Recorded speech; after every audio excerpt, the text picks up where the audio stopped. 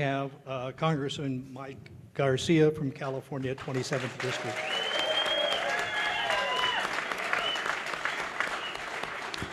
Thank you all for coming out tonight. I'm encouraged by the audience being as large as it is tonight. This is the biggest environmental crisis in our county, certainly, probably in our state, and I would say the western United States right now. So I appreciate all the elected officials coming out tonight. I do want to just outline what I want to say tonight. One, I want to talk about what my office has done to date, what we're going to be doing in the future, and what I think some of the gaps are right now. But I want to start as a resident and as a constituent of this county by venting a little frustration. This is not an odor problem, as the county is trying to characterize this.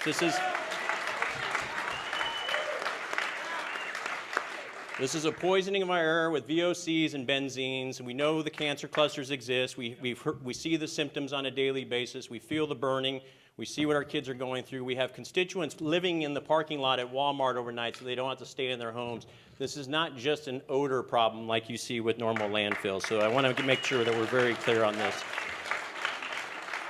I also want to be clear that while Waste Connections is responsible for this, the county is accountable for this. So let me go into my three main points before we go into questions. And one is I've stated from day one that we need a state of emergency. This has been denied by the state.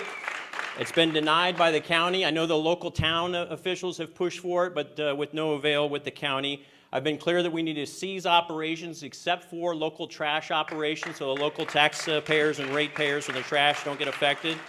I've been clear that we need to investigate this, get down to root cause, figure out what's causing this physics problem, what's causing this chemistry problem beneath our earth. By the way, it's not getting it better. It's still operating at about 230, 240 degrees, which it's been for about a year now. The amount of leachate coming out is increasing because Chiquita has been pulling more out, but the generation of leachate is not decreasing. And so all the telltale indicators of a chemistry problem aren't getting better. They're actually getting worse, and we still have no solution. So let's stop operations at the normal landfill, reprogram heads to the reaction site to figure out what's going on, do the root cause analysis, get to a root cause solution, investigate what happened when we figure it out, and then hold people accountable. That's what I've been calling for since day one. By the way, the people who are going to be held accountable don't want to have these conversations, and it'll all make sense eventually.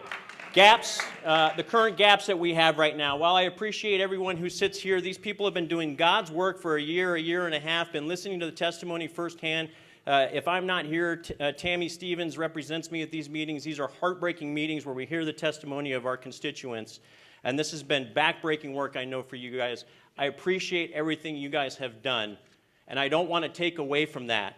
But I also want to highlight the fact that while these organizations, the CAC, the MCAT, and all these other acronyms, alphabet soups exist, it creates the illusion that the county is actually doing something about this, but it's not actually getting to the root cause and the solutions and the dollars flowing into the community.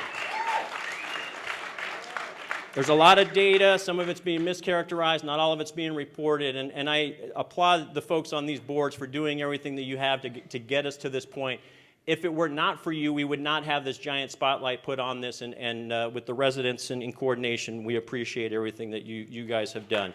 Another major gap that we have right now is that there is, according to the county, no nexus between what's happening at the reaction site and the health problems that we have. That blows my mind that we still don't have, after a year and a half of data collection, the nexus to prove that. We need to start doing biomedical testing, testing people who have these symptoms, look at potential benzene poisoning symptoms and do correlations, not just grabbing random air samples at random times and saying, oh, it's not that bad, it's not above threshold. It may not be in that 10, 15 seconds. It may not be for that 3 hours, but if you live here for 24 hours and you have nowhere to go, it's a hellish condition to live in, and we need to figure out how to test at that level.